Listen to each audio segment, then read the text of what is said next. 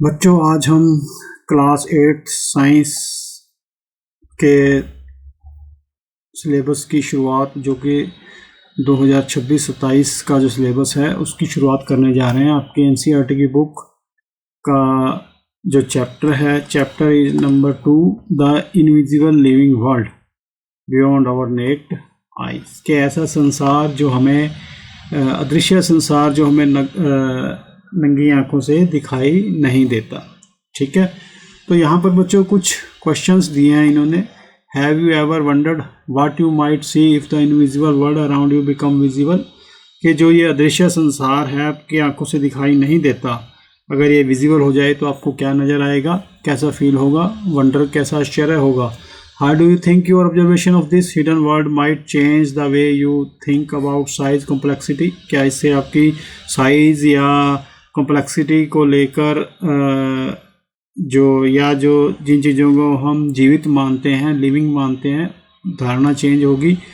Have you thought how these living beings interact with each other? ये जो है छोटे छोटे जीव किस प्रकार एक दूसरे से क्रिया करते हैं। तो यहाँ पर आप अपने जो क्वेश्चंस हैं इस संदर्भ में जो भी अराइज होंगे क्वेश्चन यहाँ पर लिख सकते हैं और हमें भी भेज सकते हैं अगर कोई क्वेश्चन अराइज होता है। ठीक है, अपने स्कूल में भी दे सकते हैं। चलिए, तो जैसा कि चैप्टर है जो invisible living world beyond our naked eyes के संदर्भ में है, तो क्योंकि बच्चों जो हम अपनी आँखों से कुछ साइज या शेप की चीज़ें ही देख सकते हैं, बहुत छोटी चीज़ें बिल्कुल जो माइन्यूट हैं उनको हम अपनी आंखों से नहीं देख सकते।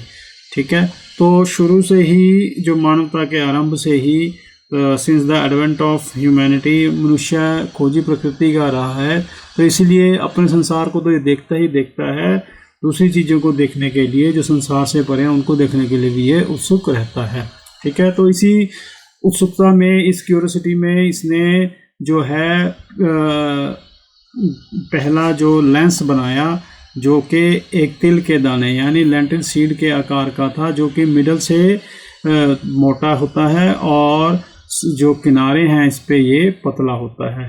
ठीक है, तो डिस्कवरी के बाद ये जो लेंस हैं आगे इम्प्रूव होते गए और जो है फ्रॉम सिंपल मैग्नीफाइंग ग्लासेस से जो इनसे बन गए माइक्रोस्कोप। ठीक है, तो ये जो माइक्रोस्कोप अब ऐसी चीज़ें भी देख सकते हैं इनसे हम जो कि हमें अपनी नॉर्मल आंखों से दिखाई नहीं देती। ठीक है, तो चलिए ये चैप्टर सारा इसी के ऊपर है, देखते हैं आगे। तो बच्चों जो हम देखते हैं डिफरेंट शेप साइज के ऑर्गेनिजम्स, प्लांट, पेड़ पौधे, कलर्स के, डिफरेंट कलर्स के जो हमें चीज़ें नज़र आती हैं, कुछ छोटे हैं कुछ बहुत ज़्यादा बड़े हैं, वो ना सिर्फ अपने स्ट्रक्चर में डिफरेंट है और दूसरे फीचर्स या फंक्शंस भी उनके डिफरेंट हैं। तो यहाँ से हमें ऑर्गेनिजम्स की डेफिनेशन मिलती है कि ऑल दीज लिविंग बीइंग्स, जो हमें चीज़ें दिखाई देती हैं चाहे प्लांट और animal, they are called organisms. ठीक है, तो जो आँख से दिखते हैं वो तो ऑर्गेनिजम्स हैं ही हैं, जो हमें आँख से नहीं दिखते, हमारी आंखों से विजिबल नहीं है, यानी जिनको हम माइक्रोस्कोप से नीचे देख सकते हैं, तो वो भी क्या जीवित हैं या मृत हैं। ठीक है, वो हम देखेंगे इस चैप्टर में। तो अब इन्होंने एक ये एक्टिविटी दी है बच्चों के, एक राउंड बॉटम फ्लास्क की एक्टिविटी है, उसमें पानी भरिए, उसका जो मुंह है कॉर्क से बंद कर दीजिए। अब उसको बुक के ऊपर जो अक्षर दिए गए हैं सॉरी, पढ़ने की कोशिश कीजिए। तो ये अक्षर जो है आपको छोटे छोटे थे पहले जो बुक के, वो बड़े बड़े दिखाई देने लगेंगे। ठीक है, तो इसका मतलब क्या हुआ कि ये जो है फ्लास्क अब इसने मैग्नीफाइंग ग्लास का काम करना शुरू कर दिया है। ठीक है, तो बच्चों अब आगे देखेंगे हम ये ऐसी कौन सी डिस्कवरीज हैं जो छोटी चीज़ों को बड़ा करके दिखाती हैं। तो सबसे पहले जो साइंटिस्ट थे नेम रॉबर्ट हुक, उन्होंने 1665 में अपनी एक बुक जो है प्रकाशित की। इस बुक का नाम था माइक्रोग्राफिया। ये इसके इन्होंने अंश दिए गए हैं कि इसका टाइटल क्या है, माइक्रोग्राफिया और some physiological description of minute bodies made by magnifying glass with. कि ऐसी माइन्यूट चीज़ों को उन्होंने मैग्नीफाइंग ग्लास से देखा और उसके स्ट्रक्चर बनाए हाथ से, और जो है उसके ऊपर अपनी एक बुक छाप दी, दैट वाज कॉल्ड माइक्रोग्राफिया। ठीक है, तो उसका जो माइक्रोस्कोप था किनका, रॉबर्ट हुक का, वो जो छोटी छोटी चीज़ों को 200 से 300 गुना बढ़ाकर दिखा देता था। ठीक है, तो फिर धीरे धीरे इसके अंदर जो है डेवलपमेंट होती गई, और एक दिन उसने जो है थिन स्लाइस ऑफ कॉर्क के एक छोटे टुकड़े को अपने माइक्रोस्कोप के नीचे रखा और उसमें ऑब्जर्व किया कि मैनी स्मॉल एम्प्टी स्पेसेस के जो ये कॉर्क है बहुत ज़्यादा एम्प्टी स्पेसेस से मिलकर बना हुआ था। ये जो एम्प्टी स्पेसेस और जो थे कंपार्टमेंट्स में डिवाइड हुए थे, जो कि हनीकॉम यानी मधुमक्खी के छत्ते की तरह नज़र आते थे। बच्चों यहाँ पर ये जो है इसने ये डायग्राम दिया, इसको हमने बड़ा करके दिखाया है यहाँ इस तरफ। यहाँ पे देखिए कि ये जो है छोटे छोटे कंपार्टमेंट जो हैं ये नज़र आ रहे हैं माइक्रोस्कोप के नीचे जो कॉर्क सेल देखे गए। ठीक है, तो यहाँ पर पहली बार जो है पता चला जो शब्द यूज़ हुआ इन कंपार्टमेंट्स के लिए, सेल। ठीक है, to describe the basic unit of life, cell is the basic unit of life, ये आपने माइंड में रखना है। इसी समय के दरमियान 1660 में another scientist that was Antony van Leeuwenhoek, जो कि एक डच साइंटिस्ट थे, उन्होंने कुछ बेटर लेंसेज का यूज़ करके जो है और बढ़िया माइक्रोस्कोप बनाया। और ये जो थे Leeuwenhoek, he was the first person to clearly see and describe tiny living things. तो इन्होंने जो है छोटी छोटी चीज़ें जो खोजी, that were called bacteria and blood cells का भी अध्ययन किया इन्होंने। तो क्योंकि उन्होंने बहुत माइन्यूट चीज़ों की खोज की तो इसलिए इनको, छोटे का मतलब होता है माइक्रो, जो साइंस की ब्रांच जो माइक्रो चीज़ों से संबंध रखती है बायोलॉजी की, दैट इज़ कॉल्ड माइक्रोबायोलॉजी। तो क्योंकि उन्होंने माइक्रो लेवल पे किया काम, खोजा चीज़ों को, तो इसलिए उनको फादर ऑफ माइक्रोबायोलॉजी कहा गया। Who was the father of microbiology? Anton van Leeuwenhoek. Who was discover of the cell? Robert Hooke. Right book, तो यहाँ पर यही चीज़ें निकल के आती हैं। Name of the book published by Robert Hooke, Micrographia. ठीक है बच्चों, ये था। तो यहाँ पर तो ये कॉर्क सेल, ये जो है माइक्रोस्कोप ऑफ रॉबर्ट हुक है, ये देखिए यहाँ पर दिखाया गया है। तो यहाँ से पता चला अब हमें कि all living beings are made up of cells, के सभी जीवित चीज़ें सेल से बनी हुई होती हैं। तो इन सेल्स को कहाँ पे देख सकते हैं? माइक्रोस्कोप में। तो चलिए आगे इसके बारे में और पढ़ते हैं। तो यहाँ पर इन्होंने एक एक्टिविटी दी है बच्चों। एक्टिविटी क्या है कि ओनियन पील को आपने निकालना है और एक उसमें डालना है वाच ग्लास में, फिर इसको जो है सेफ्रनिन की कुछ 1-2 बूंदों से इसको उसमें डालनी है।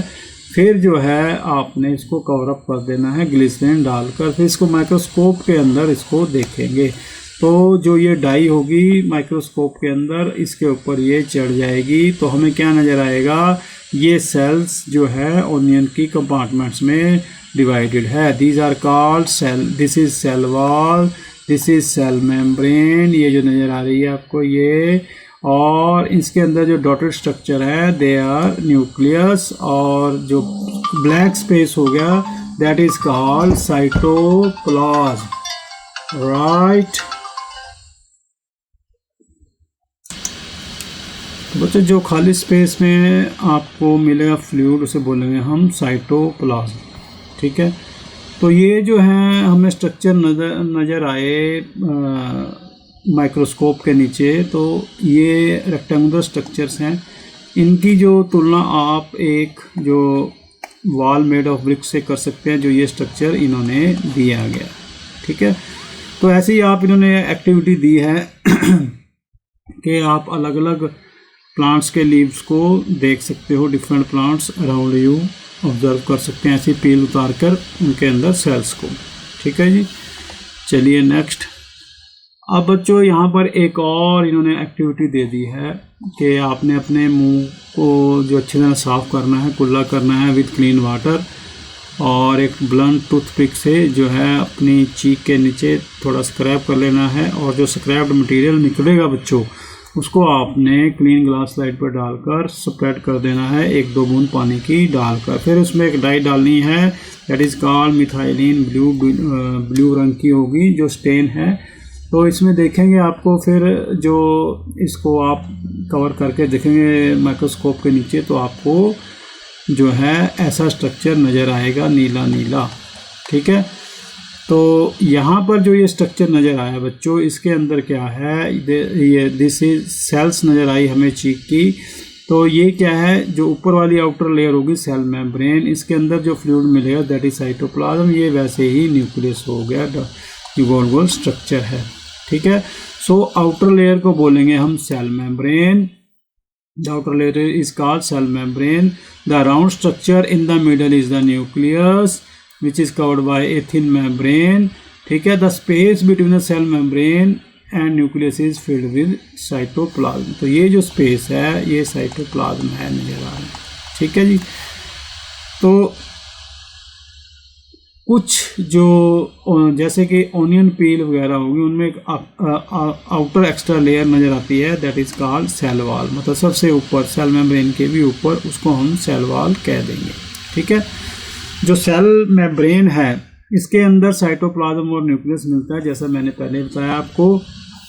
और द सेल मेम्ब्रेन जो है separates one cell from another. Cell membrane जो है एक सेल को दूसरे से अलग करती है। ये पोरस नेचर की होती है, बुरबुरी, and allows the entry of material. इस पोरस नेचर के होने की वजह से जो ये मटेरियल्स हैं जो हमारे जो सेल की लाइफ प्रोसेसेस के लिए बहुत ज़्यादा ज़रूरी है, उनको सेल में एंटर होने देती है।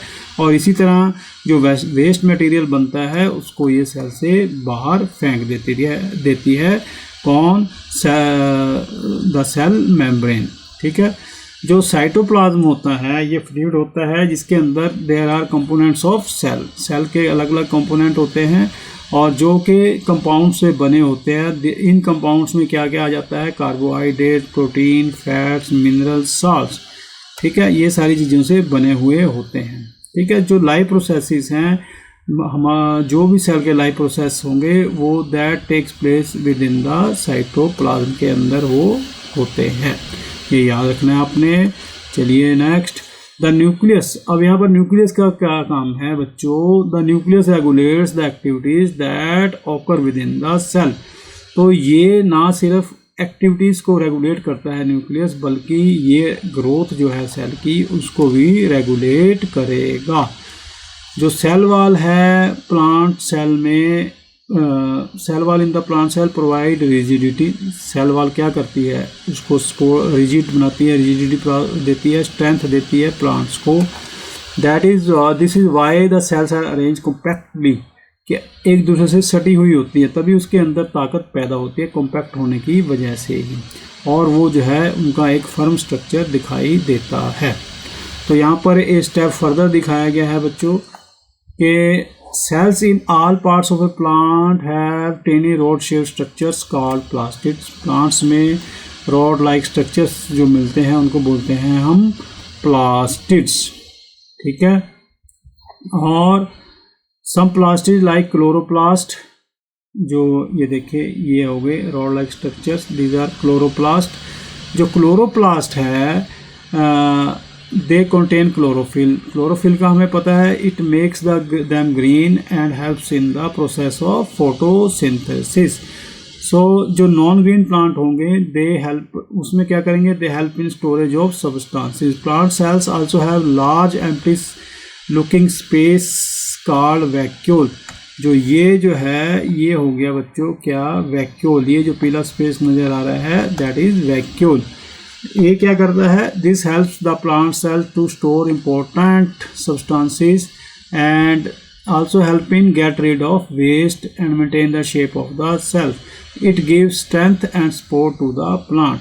जो एनिमल सेल्स होता है उसमें वैक्यूल्स आर नॉट प्रेजेंट। ये देखिए जो ये एनिमल सेल दिख रही है बच्चों यहाँ पर, ये जो है प्लांट है इधर, जो प्लांट सेल है उसमें जो है वैक्यूल प्रेजेंट होते हैं। एनिमल सेल में वैक्यूल नहीं होते, अगर होते भी हैं तो they are very small in structure.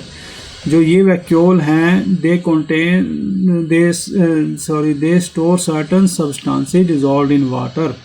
So a cell is not just a simple bag of liquid, it is a complex structure made of different parts, each with its own special function to allow the cell and in turn the entire organism to work। ठीक है, तो बच्चों यहाँ पर देखो, यहाँ पर जो स्ट्रक्चरल डिफरेंसेस दिखाई गई हैं कि सेल वॉल किस में नज़र आ रही है, प्लांट्स में नज़र आ रही है, और सेल मेम्ब्रेन दोनों में है, न्यूक्लियस दोनों में है, क्लोरोप्लास्ट सिर्फ प्लांट्स में नज़र आ रहा है, साइटोप्लाज्म दोनों में है, वैक्यूल सिर्फ प्लांट्स में नज़र आ रहा है, माइटोकॉन्ड्रिया दोनों में है। ठीक है बच्चों, तो ये जो है बेसिक स्ट्रक्चर आपको एनिमल एंड प्लांट सेल का नज़र आ गया। ठीक है, और बेसिक स्ट्रक्चर में आप देख ही रहे हैं जो जो डिफरेंसेस हैं मैंने बता दिया। तो आगे चलते हैं, variation in shape and structure of cells. अब ये जो सेल्स के स्ट्रक्चर शेप कैसे डिफर करते हैं। The muscle cell and nerve cell of a human, तो यहाँ पर मसल सेल दिखाई गई है, नर्व सेल दिखाई गई है, तो दोनों का डिफरेंट शेप है, डिफरेंट स्ट्रक्चर है, डिफरेंट फंक्शन है। क्या कुछ सिमिलरिटी भी है इसके अंदर, अभी देखते हैं आगे। जो मसल सेल है इसकी शेप जो है आपको दिख ही रही है कि it is a spindle like, where nerve cell is very long and has certain branches, इसकी branches नज़र आ रही हैं आपको। Similarly, some cells are round in shape while other are long and thin. The number of cells also varies in different organisms. So ये जो हैं एक दूसरे से अलग अलग क्यों हैं, अलग अलग फंक्शन क्यों हैं, ये आगे हम देखेंगे। चलिए आगे देखते हैं। The unique shape, size and structure of cells help them to carry out specific function। तो ये जो इनका स्ट्रक्चर जो है डिफरेंट है, इसकी वजह से ये अपने अलग अलग फंक्शन कर पाने में समर्थ होते हैं। तो ये कैसे करते हैं देखते हैं। तो जो पीछे आपको एक्टिविटी बताई थी कि आपने चीक सेल्स वाली तो देखनी है, तो वहाँ पे आपको नज़र आया था जो इनर सेल्स, जो चीक की इनर सेल हैं, they form a protective lining on the inner surface of the चीक।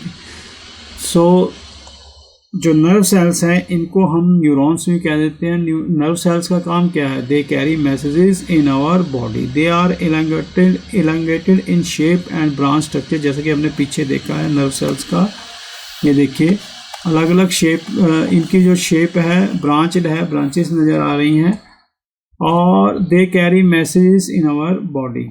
ठीक है, दीज मैसेजेस जिनका क्या काम होता है, उनको डिफरेंट पार्ट्स तक पहुंचाना बॉडी के, और फटाफट जो है एक्शन लेना।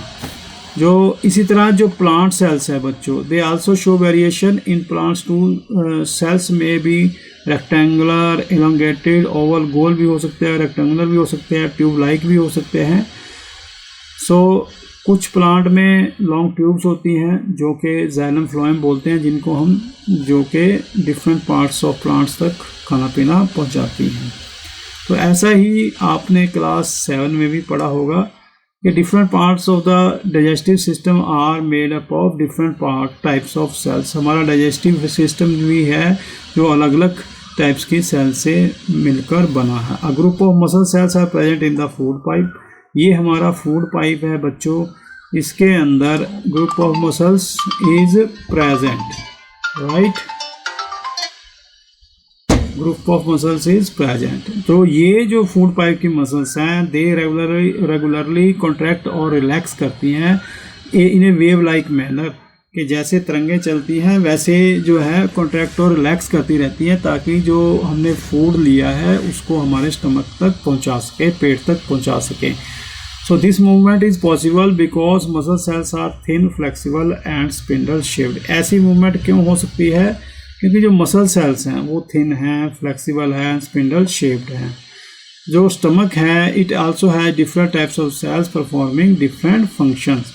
Muscle cells in the stomach wall, जो हमारी स्टमक वॉल की जो मसल सेल्स हैं बच्चों, वो हमें हेल्प करती हैं to digest the food and churn the food.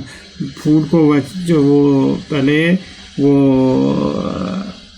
चबाती हैं और मसलती हैं और उसको हेल्प करती हैं डाइजेशन में।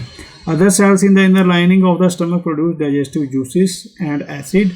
जो डाइजेस्टिव दूसरी सेल्स हैं वो डाइजेस्टिव जूस प्रोड्यूस करती हैं, एसिड प्रोड्यूस करती हैं ताकि फूड को गलाया जा सके, पचाया जा सके। तो ये सारी चीज़ें जो क्या करती हैं कि ये हमारे डाइजेशन को इजी बनाती हैं, पॉसिबल बनाती हैं।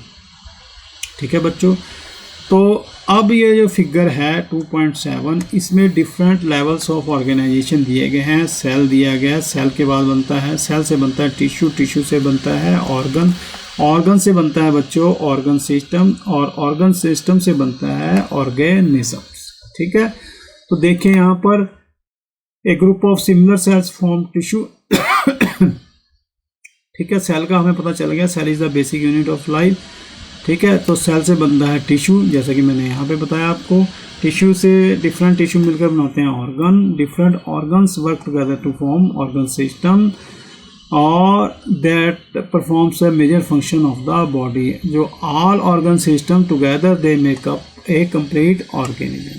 ठीक है, तो ये हो गए सारे level of organisation, cell, tissue, organ, organ system and organisms. तो ये जो है सारे जो लेवल हैं they helps us to understand how simple building blocks like cells come together to form a complex living being. एक सिंपल सी cell से कैसे एक कॉम्प्लेक्स जो है ऑर्गेनिज्म बनता है। ठीक है,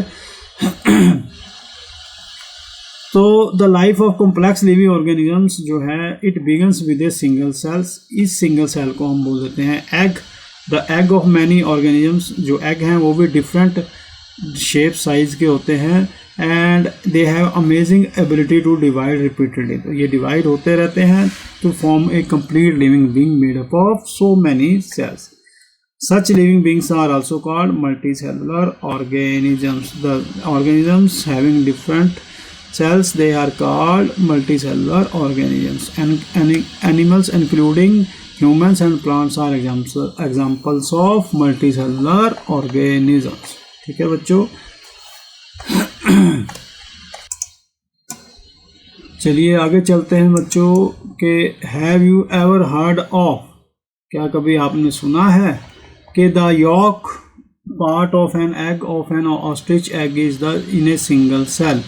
सो ये जो है ऑस्ट्रिच का एग जो है ये भी एक सिंगल सेल होता है। The largest known cell in the living world, इसका साइज क्या है 130 mm टू 170 mm तक होता है ऑस्ट्रिच के अंडे का साइज। ये देखिए यहाँ पर दिखाया गया है।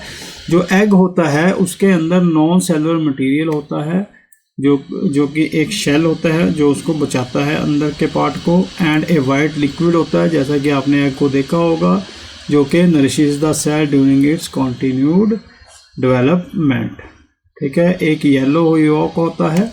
ठीक है, ये सेल में। तो उसके बाद बच्चों चलेंगे हम क्या माइक्रो ऑर्गेनिजम्स की तरफ। What are micro organisms? के some living beings are made up of just one or very few cells.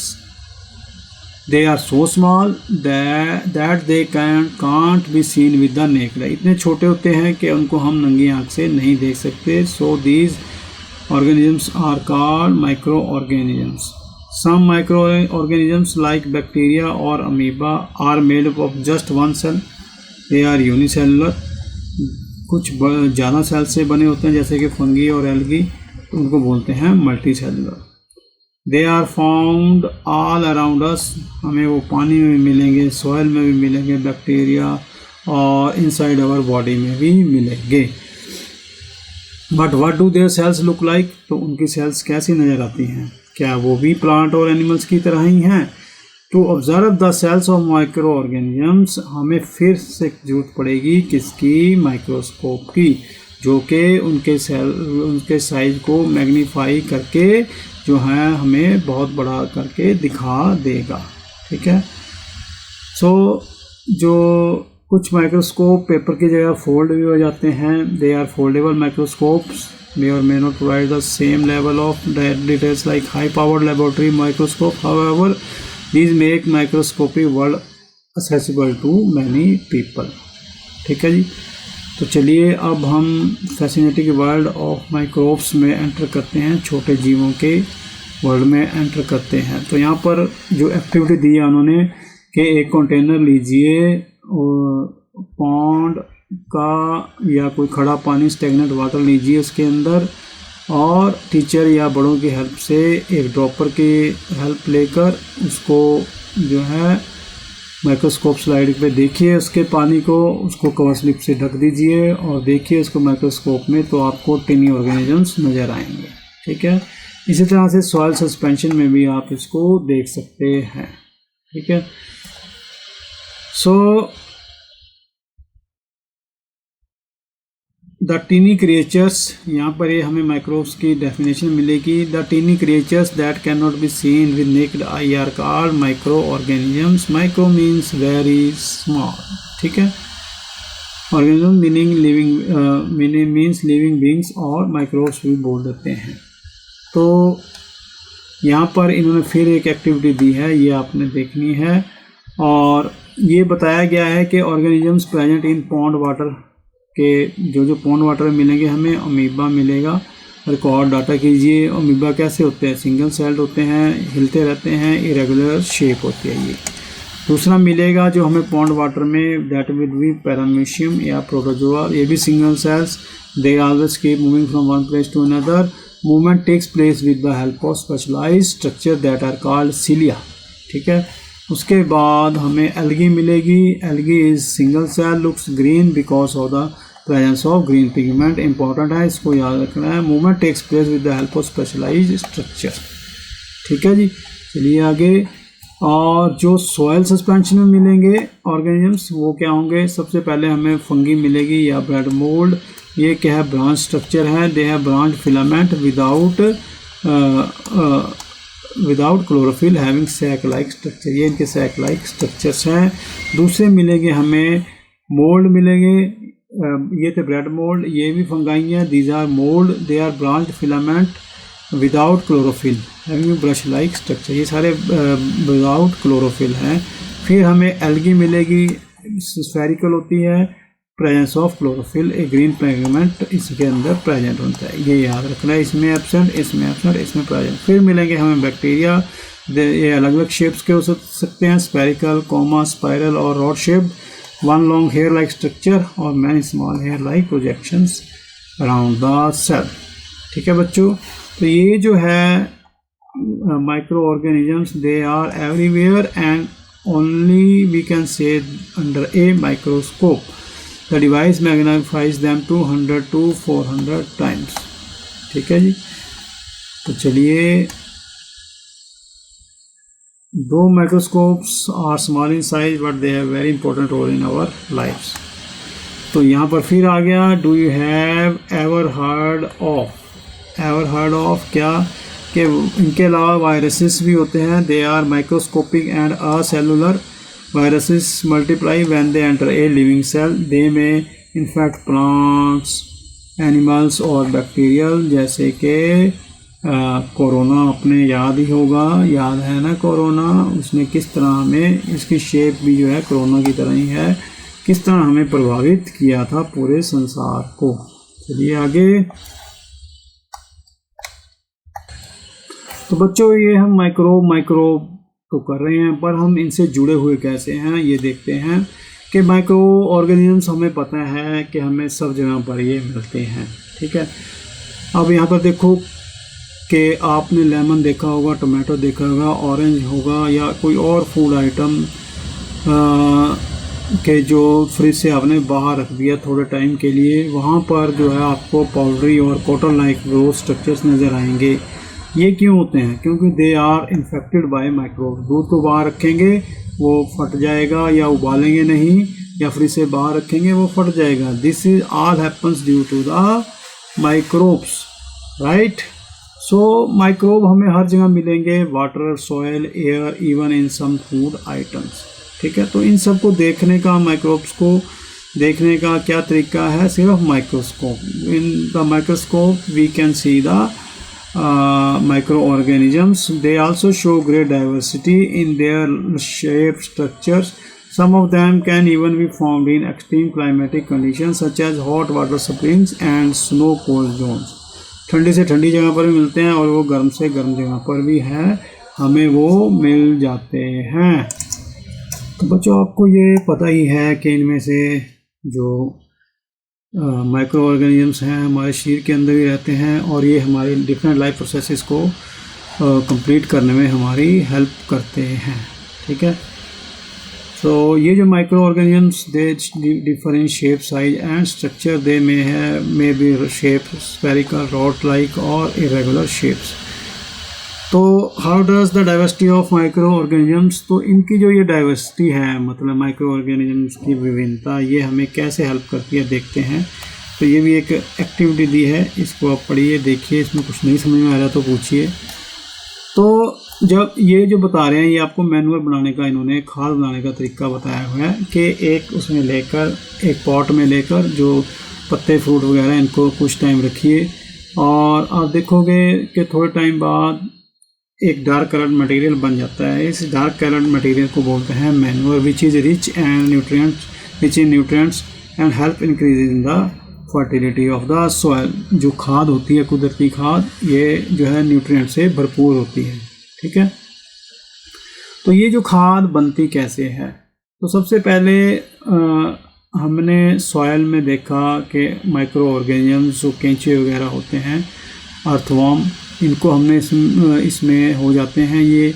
तो फंगाई और बैक्टीरिया भी होता है। They slowly break it into simpler nutrient rich manure में तोड़ देते हैं किसको, जो हमने उसके अंदर डाला।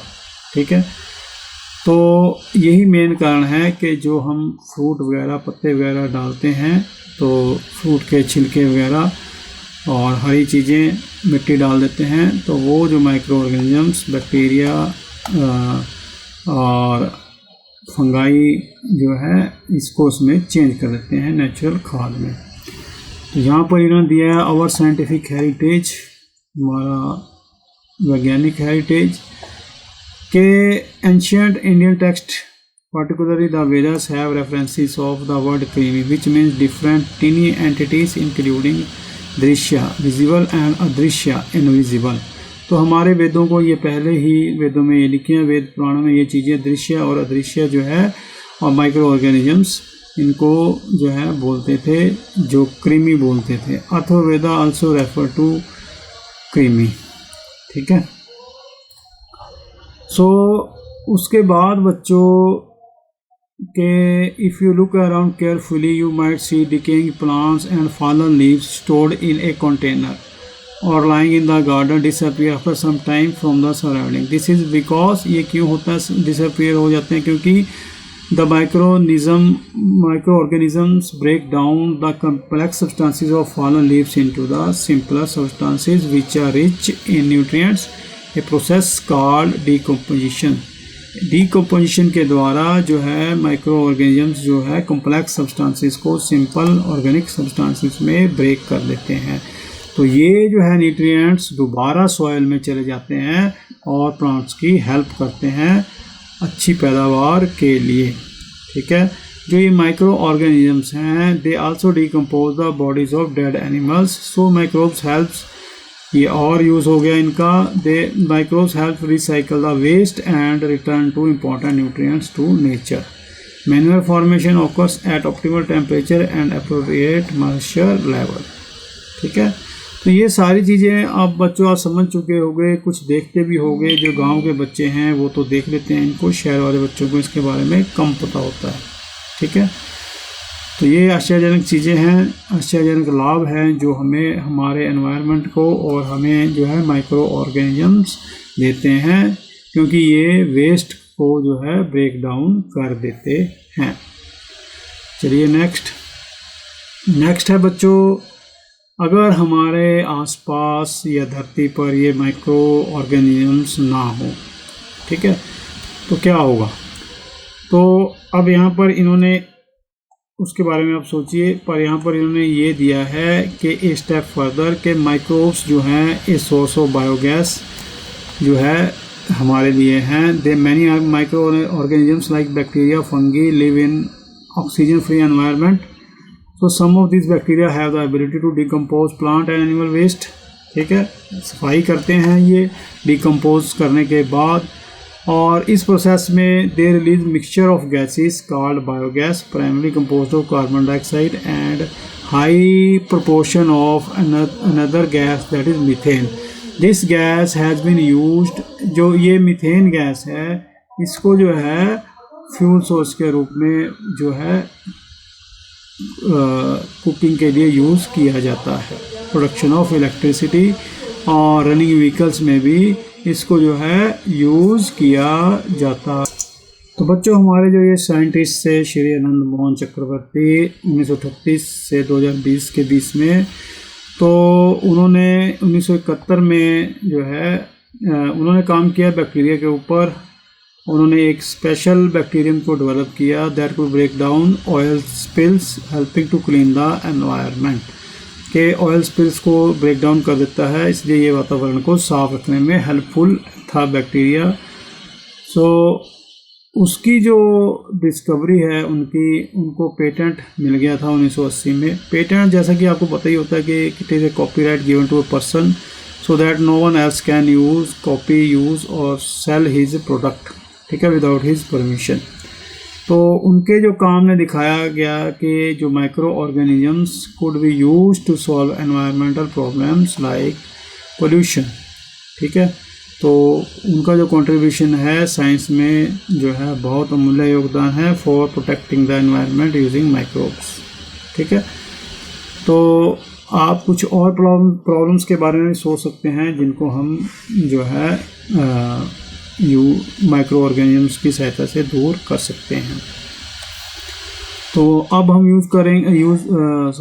स्टडी करेंगे माइक्रो ऑर्गेनिजम्स और फूड के बारे में। ठीक है, कि माइक्रो ऑर्गेनिजम्स फूड में कैसे हेल्प करते हैं। तो ये एक एक्टिविटी है, इसको भी आपने पढ़ना है। चलो मैं आगे चलता हूँ, क्योंकि अगर एक्टिविटीज़ करेंगे तो टाइम बहुत लग जाएगा। आगे चलते हैं कि जो इन्होंने एक्टिविटी दी है,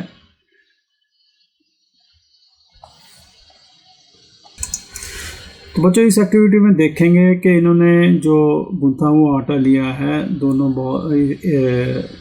एक बॉक्स में गूंथा हुआ आटा लिया है, और in each take 200 gram of flour, आटा और मैदा, एडेड पिंच ऑफ शुगर। दोनों में इन्होंने जो आटा या मैदा लिया है और बाउल ए में डाला है यीस्ट पाउडर, इसको मिक्स किया है। बाउल बी में डाला है, बाउल बी में जो है यीस्ट पाउडर नहीं डाला है। ठीक है, सो इसको हम जो गर्म पानी डालेंगे और जो है सॉफ्ट डफ यानी आटे को थोड़ा गूंथ लेंगे और इसको ढक के रख देंगे वार्म प्लेस में। 4-5 घंटे के बाद देखेंगे कि इसको कोई चेंज आया, उसके वॉल्यूम में, स्मेल में, टेक्सचर में नहीं आया तो इसको फिर रख देंगे थोड़े टाइम के लिए। तो उसके बाद आप देखोगे बच्चों के बाउल ए में जो जहाँ पर यीस्ट डाला गया था, सो ये थोड़ा फ्लफ़ी हो गया है, फूल गया है और डिफरेंट स्मेल हो गई है। ठीक है, उसकी अलग से स्मेल हो गई है। ये क्यों हुआ? क्या ये यीस्ट का रोल है? और क्या why did we add sugar and warm water to the flour? इसके अंदर हमने चीनी और पानी क्यों डाला था? सो यीस्ट क्या है? Yeast is a type of micro organisms. It belongs to a group of micro organisms called fungi. ठीक है, जो यीस्ट है ये वार्म कंडीशंस में ग्रो करता है। ये लाइफ प्रोसेसेस चैप्टर जो है कक्षा 7 में आपने पढ़ा होगा। जो यीस्ट है रेस्पायर भी करता है और breaks down food into fruit to release the energy for their growth and carry out life processes. तो इस जो प्रोसेस हुआ इसने ब्रेक डाउन का, कार्बन डाइऑक्साइड इसके अंदर रिलीज हो जाती है। जो बबल्स पैदा होते हैं उसके अंदर, जो आपने डफ देखा होगा, वो कार्बन डाइऑक्साइड रिलीव होने की वजह से होता है, जिसकी वजह से जो डफ है वो सॉफ्ट एंड फ्लफ़ी हो जाता है। सो जो यीस्ट है थोड़ा सा अल्कोहल भी प्रोड्यूस करता है इस प्रोसेस में, विच गिव्स जो डिफरेंट स्मेल, मतलब खट्टी खट्टी स्मेल जो है नज़र आती है। तो इसी स्पेशल प्रॉपर्टी की वजह से जो यीस्ट है ब्रेड, केक और बहुत सारी ऐसी चीज़ें जो है बनाने के लिए यूज़ करता है। कुछ ऐसे बैक्टीरिया जैसे लैक्टोबैसिलस है, they help in fermentation of water for making idli dosa के लिए जो बाटर बनता है और भटूरे के लिए जो आटा गूना जाता है उसके अंदर लैक्टोबैसिलस बैक्टीरिया की वजह से वो ऐसा आटा बन जाता है। ठीक है, तो यहाँ पर इन्होंने एक और एक्टिविटी दी है कि 2 small glass balls level them A and B for lukewarm milk डाला उसमें थोड़ा गर्म, थोड़ा हल्का कोसा एंड और बी में डाला कोल्ड मिल्क और उसके अंदर थोड़ी थोड़ी दही डाल दी, अच्छी तरह मिला लिया, दोनों को ढक के रख दिया। सो अब क्या होगा, बॉल ए को हमने वार्म प्लेस में रखा, बॉल बी था उसको फ्रिज में रख दिया थोड़े घंटों के लिए या एक रात के लिए। ठीक है, तो अब इसके अंदर क्या चेंजेस होंगे ये आपने नोटिस करने हैं। ठीक है, तो आप देखोगे कि जो बॉल ए था जो उसके अंदर मिल्क था वो दही में बदल चुका है थोड़ी देर कुछ घंटों के बाद और ये थोड़ा खट्टा हो गया। जो बॉल बी में है वो दूध खट्टा नहीं हुआ but it might be little sour, थोड़ा सा खट्टा हो गया है, मतलब दही नहीं बना, थोड़ा खट्टा हो गया। तो ऐसा क्यों हुआ कि जो कर्ड हम दही खाते हैं इसके अंदर भी सेवरल टाइप्स ऑफ बैक्टीरिया होते हैं। One of them is lactobacillus bacteria. जो ये बैक्टीरियम है it feeds on sugar in the milk, lactose के ऊपर ये फीड करता है, मल्टीप्लाइज करता है वहाँ से और फर्मेंटेशन जो है कर देता है जिसकी वजह से हमें दही मिलती है एंड प्रोडक्ट। ठीक है, instead of producing alcohol like yeast this bacteria produce lactic acid. Yeast जो है अल्कोहल प्रोड्यूस करता है, ये चीज़ आपने याद रखनी है, और ये जो है बैक्टीरिया जो है लैक्टिक एसिड प्रोड्यूस करते हैं लैक्टोबैसिलस। ठीक है, विच मेक्स द कर्ड सूर। ठीक है, सो जो ये बैक्टीरिया वार्म कंडीशंस में भी ग्रो करते हैं, जो इसलिए जो बॉल ए में दही जमती है पर बॉल बी में दही नहीं जमती। ठीक है, so we can categorise micro organisms into different categories such as protozoa, fungi, bacteria, some algae and more. Some bacteria such as rhizobium, जो ये दिखाया गया है यहाँ पर, प्लांट के रूट्स में राइजोबियम बैक्टीरिया होता है।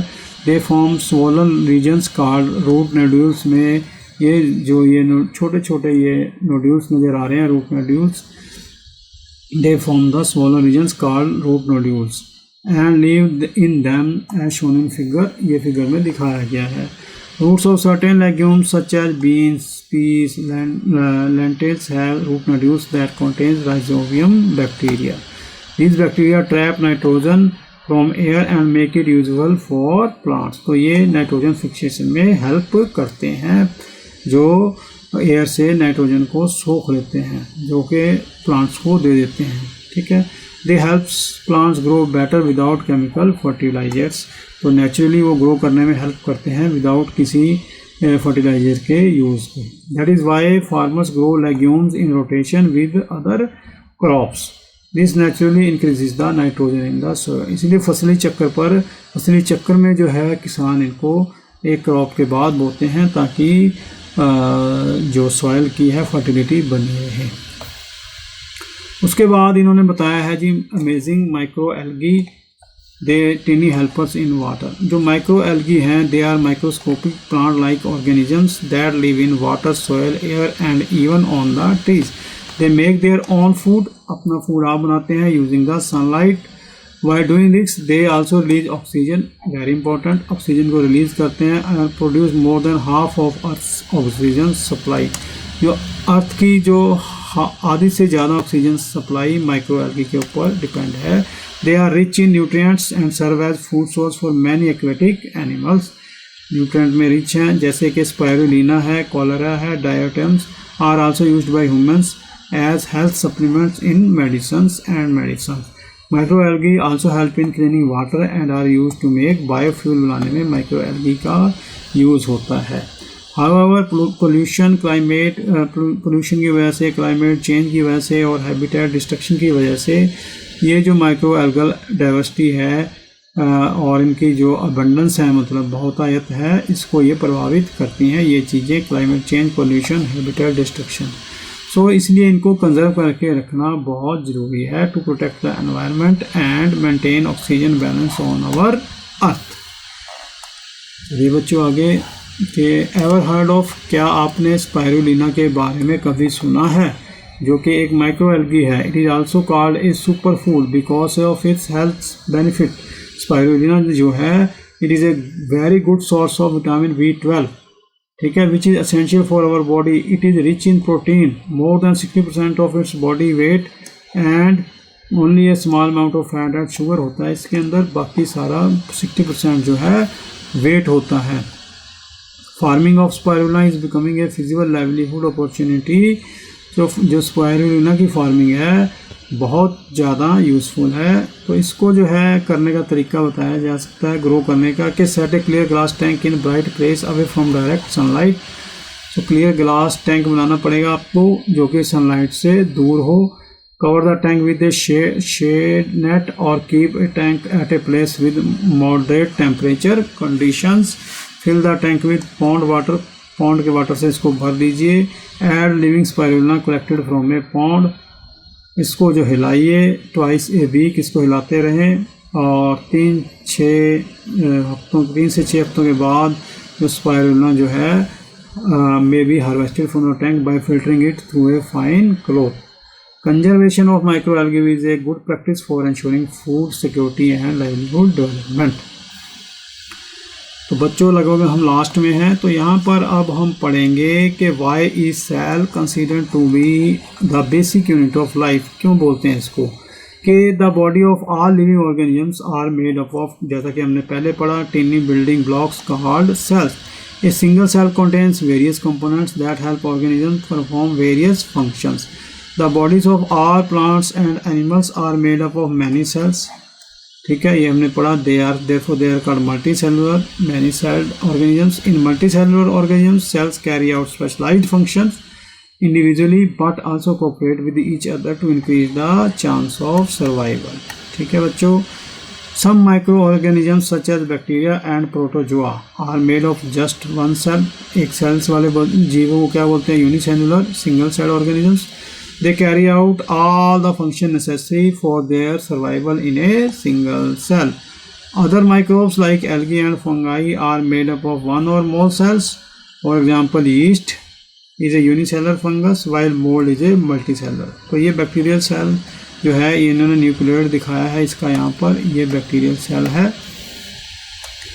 चलते हैं आगे कि like animal and plant cells, the cells of microorganisms are also surrounded by cell membrane. Microorganisms में भी plants और animals की तरह cell membrane होती है।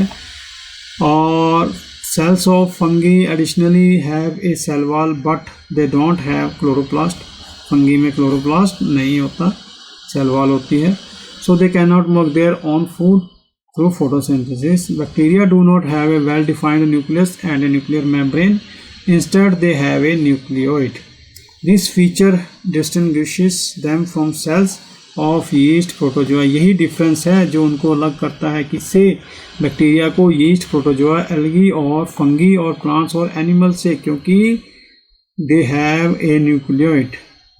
They do not have a well defined nucleus and nuclear membrane. Instead, they have a nucleoid. nucleus नहीं होता, nucleoid होता है। We have only looked at few basic cell structures here.